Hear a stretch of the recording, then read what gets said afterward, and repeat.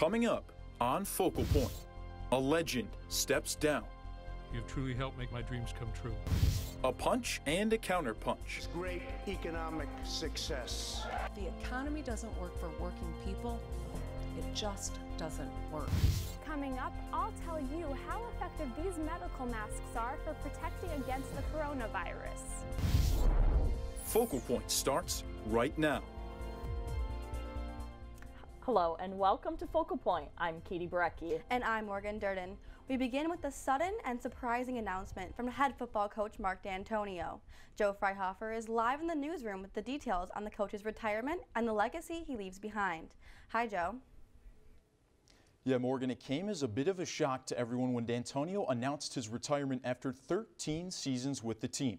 During that time, he brought the Spartans to the forefront of college football, being one of just 11 programs to ever reach the playoff. It all started November 26, 2006, when Dantonio replaced John L. Smith and is named head coach at Michigan State.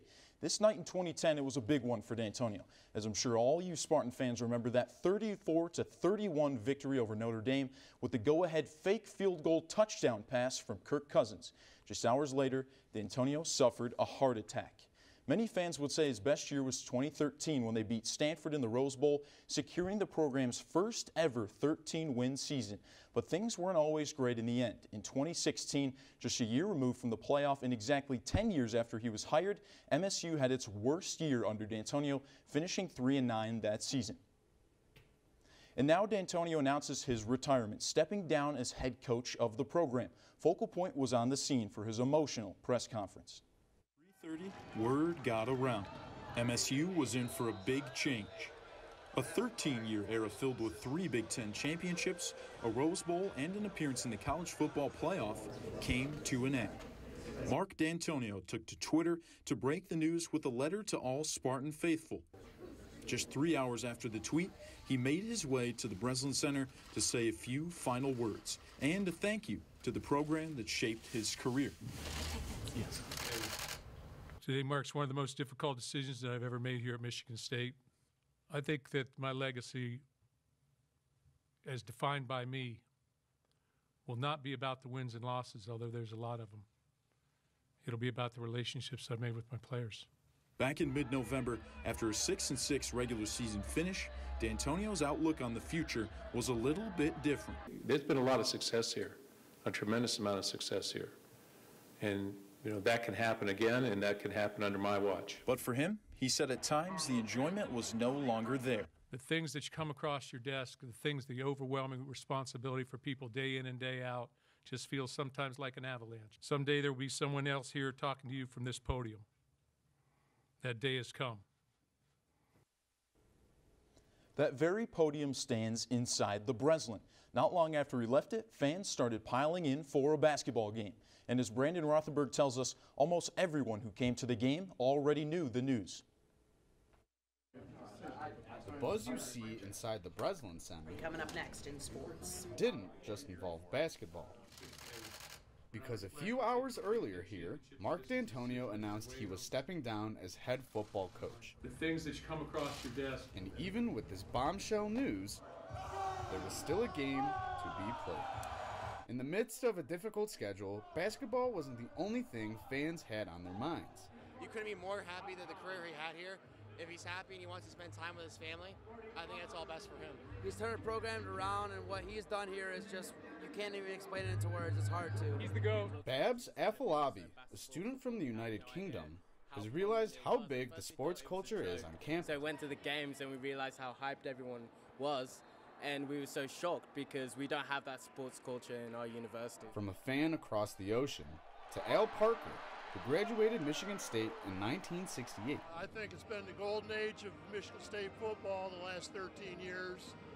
Done a great job, and I'm just really sorry to see him leave. Head football coach Mark Dantonio stepping down not only had a huge impact on the Spartan faithful here in East Lansing, but also to one of his longtime pals and fellow coaches, Tom Izzo. He looked like the weight of the world off his shoulders already, and for that I'm excited for him, happy for him. It was a night with both coaches fully supporting one another. So thank you so much. I'll be a Spartan forever. Go Green, beat Penn State. At the Breslin Center, Brandon Rothenberg, Focal Point News.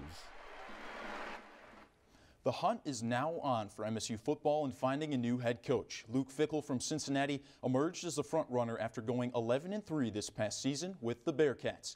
I'll be back later with highlights from this week in sports, but for now, Morgan, Katie, back to you guys. Thanks, Joe. Now to the sport of politics. The week started with the Iowa caucus Monday. President Trump addressed the nation in his State of the Union address Tuesday, and on Wednesday, the Senate voted to acquit the president after being impeached. But we're not done. The Democrats debate tonight. In the State of the Union address, President Trump turned the speech into a rally. He emphasized increases in military funding, economic growth, and the new Space Force. Since my election, we have created 7 million new jobs. If we hadn't reversed the failed economic policies of the previous administration, the world would not now be witnessing this great economic success. While Republicans cheered the president, Democrats oftentimes shook their heads at what they say were lies. House Speaker Nancy Pelosi let the nation know exactly what she thought of this year's State of the Union.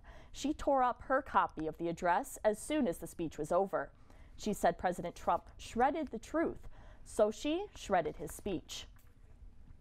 Then it was the Democrats' turn to respond for only 10 minutes, a job placed on the shoulders of Michigan Governor Gretchen Whitmer, and she did it from right here in East Lansing. Focal Point's Kaylee Garrison was there and has the story. It's not every day that the world watches East Lansing. South Shaw Lane, Wharton. But that's exactly what happened after the State of the Union address Tuesday night. Jobs are booming, incomes are soaring, poverty is plummeting. Tucked inside East Lansing High School, the world watched Michigan Governor Gretchen Whitmer give the Democratic response to the speech. Democrats are trying to make your health care better. Republicans in Washington are trying to take it away. The event was closed to the public, but Otel and Wolfgang Mittig thought they tried to get inside. And we don't have television,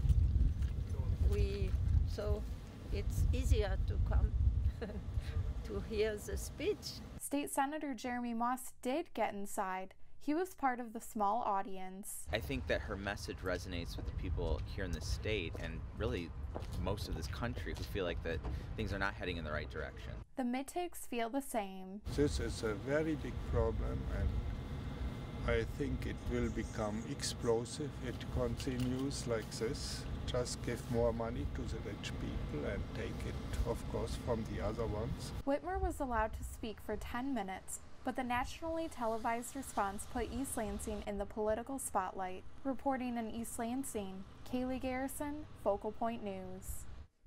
The State of the Union address came the night before the Senate voted to acquit President Trump. Neither President Trump or Governor Whitmer mentioned impeachment once, but Michigan State students talked a lot about it. During the impeachment trial, students satisfied their hunger for politics with a debate and some ice cream. All right, here we go. Whoa. Have at it with the ice cream. Ice cream and impeachment were on the agenda. So, Peach plus Trump equals impeachment. So what's up with this impeachment thing? James Madison College of Law hosted a debate allowing students to learn about the impeachment process while expressing their personal opinions. I think if he doesn't get removed from office, which is the most likely outcome, is that he will, as he always does, claim exorbitant victory, complete vindication, exoneration, lots of tweets with typos in all caps. President Donald Trump was impeached in December of last year, but will remain in office. That's where the term impeachment and removal are different. Impeachment is simply the accusation. Removal is the actual trial and punishment.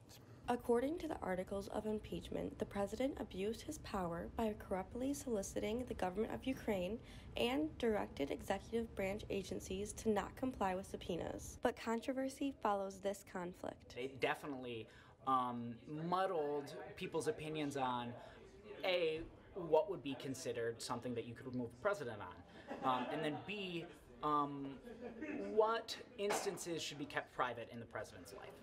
Impeachment aside, these students are here to practice their own rights. The mission itself of the club is to support the ideals of bipartisanship and civil discussion like you see right now.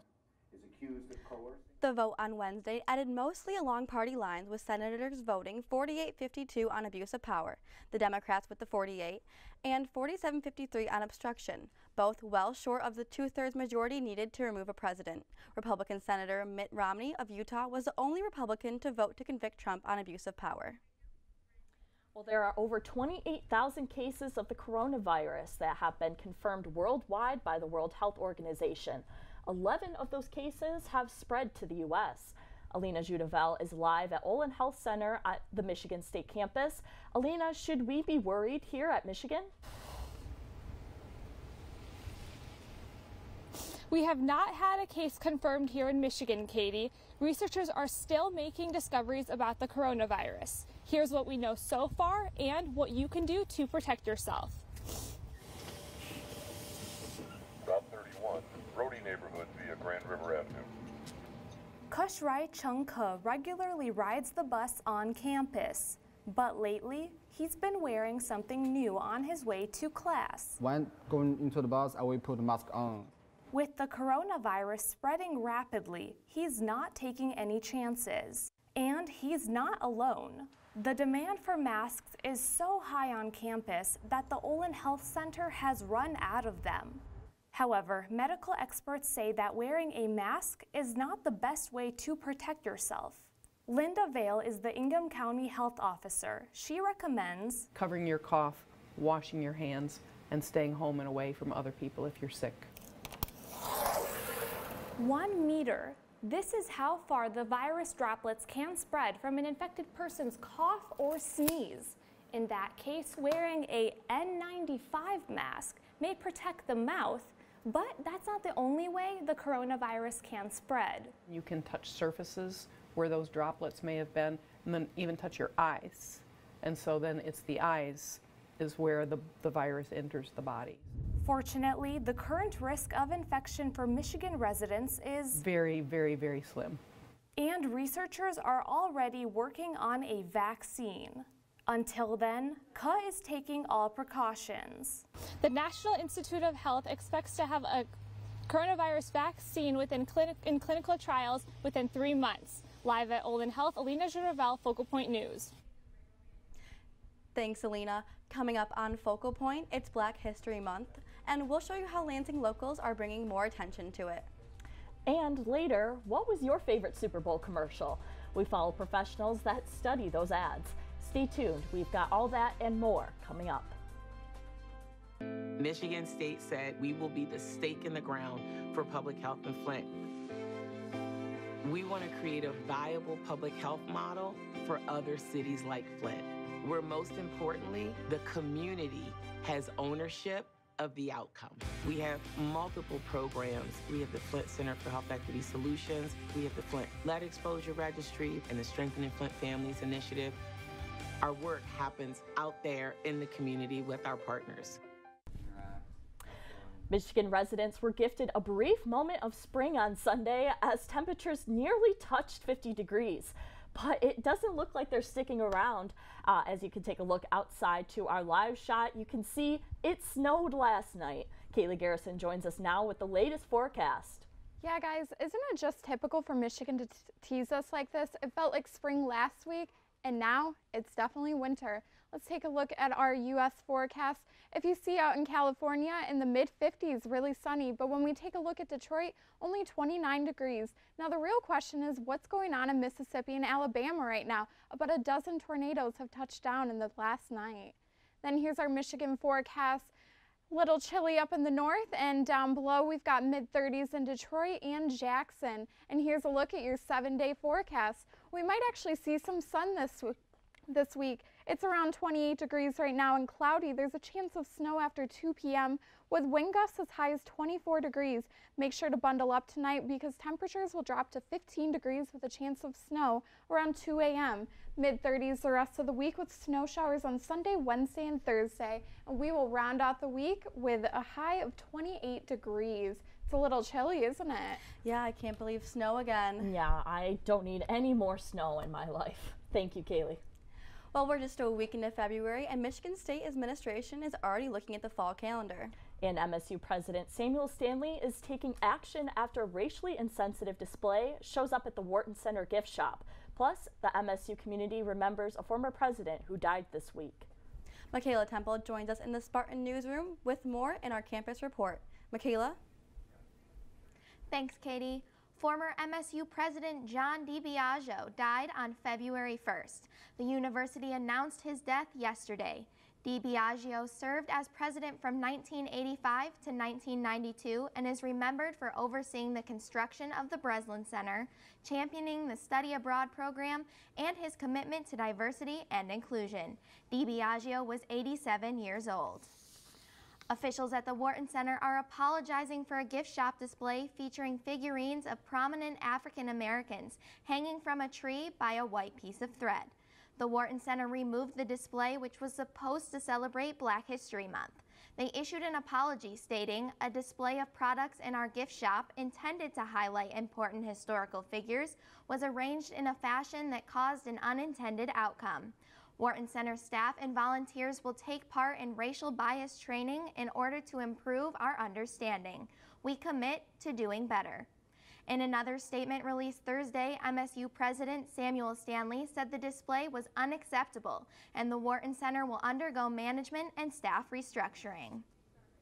This incident comes just as Black History Month is beginning. MSU Professor John Ernie Flessner kicked off the month at the Capital Area District Library, telling stories about racial discrimination in the Lansing area. He shared letters and documents from residents that were impacted by redlining, revealing the struggles they went through to own property. As I-496 was being built in 1963, people were forced from their homes with little to no money. The majority of them were from Black communities. Lansing native Linda Swanson still remembers what happened when the highway paved its way through the area. My great uncle, Alexander, who owned a store up on O's Avenue. And that was a store that you could walk to and had a lot of things that we needed as the African American community. And that was taken away. Many of the businesses, including Linda's uncle's store, never relocated. Michigan State University could be adding a fall break to its calendar. The MSU student government group ASMSU met last fall and asked its administration to consider putting the break on the schedule. The initiative came from a study done by the university's counseling and psychiatric services, which shows that more students came in for mental health services in October than in any other month previously. Contrary to recent headlines, their goal is to have the break in October instead of Election Day. I think the misconception was, there was an idea thrown around to have fall break November 2nd and 3rd, so then we also get Election Day off. We didn't really want to pair the two together just because we want to focus on students' mental health and then voting, and those are two very different things. Apart from a fall break, ASMSU is also advocating for a day off on Election Day.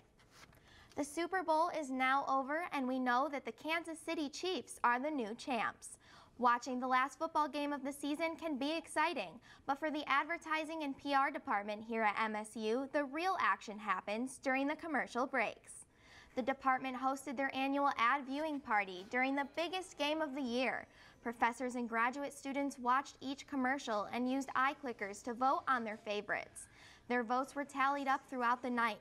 Advertising and PR professor Robert Colt hosted the event and says this unique Super Bowl party brings together the best minds of the department. Every advertising and PR professor has some area of specialty. And so all of that combined together gives you a really good score about who does the best ads. The winning ad was the Doritos commercial starring Lil Nas X and Sam Elliott, followed by the heartfelt Google spot and Rocket Mortgage with Jason Momoa. This is the 23rd year that Colt has hosted the event. That's what's happening here on campus. I'm Michaela Temple. Katie, Morgan, back to you in the studio. Thanks, Michaela. As football season came to an end, basketball season is heating up. And the world says goodbye to a basketball legend. Joe Freihofer joins us on the sports desk to break down a big week in sports.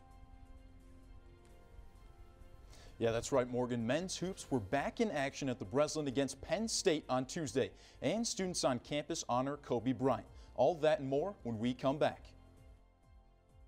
Michigan State is making autonomous driving smarter and safer.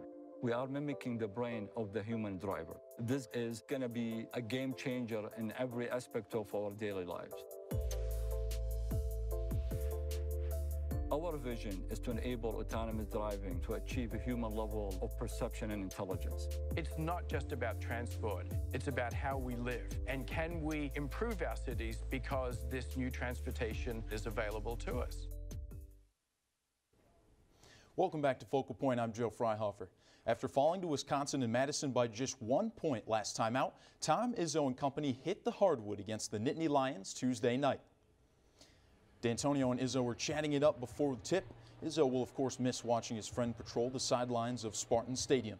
After Michigan State got out to a big lead, the Nittany Lions took charge. Here's Myron Jones, who knocks down a big triple to put Penn State up by 10. He had a great game, finishing with 20 points in this one. After some back-and-forth action, Winston to the cup, goes for 2. He draws the foul. Michigan State down 71-70. No one they'd rather have at the charity stripe than Winston. He locks and loads, back iron, and misses the free throw. Winston can't believe it. Spartan fans can't believe it. But they walked off the floor with another Big Ten loss. You know, it's a crucial time in the season, crucial stretch we're going to have. So, you know, to win championships, you fight through moments like this. The team now gets ready for a big game against rival Michigan on Saturday at Chrysler Arena. Tip-off time is noon on Fox. The women's basketball team played on Monday at Maryland and suffered a big loss, 94-53. The men's hockey team had a week off, but this weekend they go to Minnesota for a crucial 2-game set in the race for the Big Ten title. It's been 12 days since the sporting world lost Kobe Bryant, along with his daughter Gianna and 7 others in a helicopter crash. His impact was felt all over the world, including right here on campus. Focal Point's Ian Gilmore shows us how some students paid tribute. On a night when the sports world seemed to stand still, so does Noah Andriani. It's crazy. It still hasn't settled in. Yeah, a big thing that I thought about today was like life just isn't fair. Like that he doesn't deserve this. Does not deserve this. NBA superstar Kobe Bryant, his daughter Gianna, and 7 other passengers died in a helicopter crash. Because it's Kobe, you know, he can't. You know, you got that picture of him. He's like, he can't die, you know. I mean, right when I found out, I thought it was just a rumor, kind of like, you know, a publicity stunt, just a headline. These MSU students came to pay their respects. I gathered all these guys and I said, no, let's just do it. In the only way they knew they could. Directly after, like literally as soon as we got done, somebody rolled up right behind us and they came and took a picture with us. So that was kind of cool. Personally, he's a hero of mine. Just the Mamba mentality, having that mentality and you know, going hard as you can, giving everything you have. It's so important, not only with sports, but with your schoolwork, with anything that you put your mind to. Having that mentality, it's another level. But Kobe's influence spread beyond just the sport he played. Kind of like, you know, just remembering him, like who he was as a person beyond basketball. He showed loyalty, determination. His whole story, how he came up is, you know, it's bigger than basketball. His voice has gone silent now. You know, I think people just kind of really,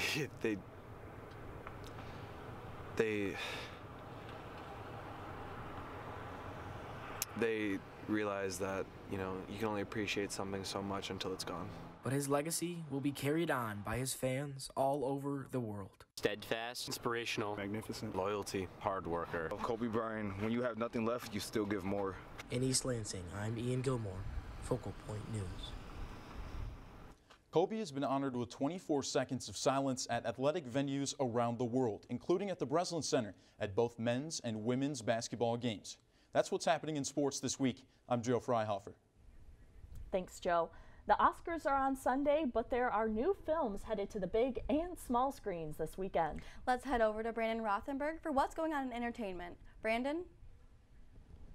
For all the film fanatics out there, here's what thrillers are headed to the big and small screens. Looking for emancipation. Warner Brothers' Birds of Prey follows the bat-slinging supervillain Harley Quinn and her newfound liberation after a breakup with her boyfriend, the Joker. It's so Quinn and 3 others become targets of a vindictive new nemesis and form a deadly alliance in this explosive comedy. Unless we all want to die very unpleasant deaths, we're gonna have to work together. This R-rated film is not recommended for young viewers due to strong language, violence, and sexual and drug material. That's what's coming to the big screen. Here's what's coming to the small screen. Welcome to Key House. The Netflix original series Lock and Key is about a family that moves to an ancestral home and discovers magical keys that unlock the secrets hidden in their estate. You have no idea what's coming.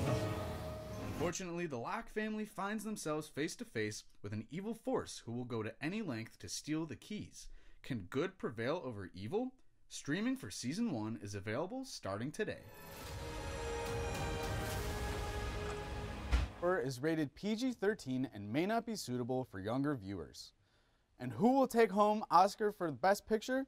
The biggest night in Hollywood is only a couple days away. The 92nd Academy Awards are set to air at 8 p.m. this Sunday on ABC. And that's what's happening in entertainment this week. I'm Brandon Rothenberg. I'm looking forward to seeing who wins on Saturday. Yeah, no, one of my favorite movies this year was definitely The Irishman. Not only was there a Michigan connection, but it was just a great movie overall. Yeah, I didn't see it, but I'll take your word for it. Yeah, hope it wins Best Picture. Well, for our final story of the day, the wildfires in Australia are still burning, but locally, one Lansing business has found a way to help support the effort. Focal Point's Michaela Temple tells us more in our Focal Point Friday finale. It's the only place filled with excitement, support, nerves, I'm sweating, that's for sure. and ink. It will look super cute. With the faint hum of the machine that's going to make something become permanent.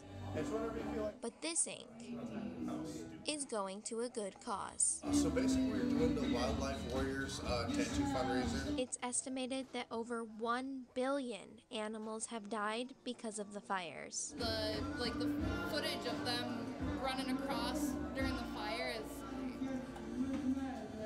It's devastating. It is. And ink therapy is making sure they're remembered. I love Australia. This weekend's turnout wasn't just for the animals, but also to pay tribute to the deaths of Kobe and Gianna Bryant. We saw how much that impacted a lot of people's lives. Joseph Wright was one who wanted to honor Kobe's legacy. I was always kind of inspired by his work ethic, the iconic picture of him in the pajama pants. And now, he'll always be reminded of the impact he had on his life. Some found meaning in a number, some in a lizard, Like healing and stuff like that. and a kangaroo. Just it's cute and swift and on my ankle would be perfect. All of these have a special meaning Perfect. and are making an impact by helping Australia. In Lansing, Michaela Temple, Focal Point News. Ink Therapy aims to have a tattoo fundraiser every other month. The next one will be for March Madness with proceeds going to a local charity. Follow their social media pages to see outlines and dates for future specials. Yeah, Morgan, have you ever considered getting a tattoo? Yeah, I thought about it a couple times, but never really made that commitment. Yeah, same here.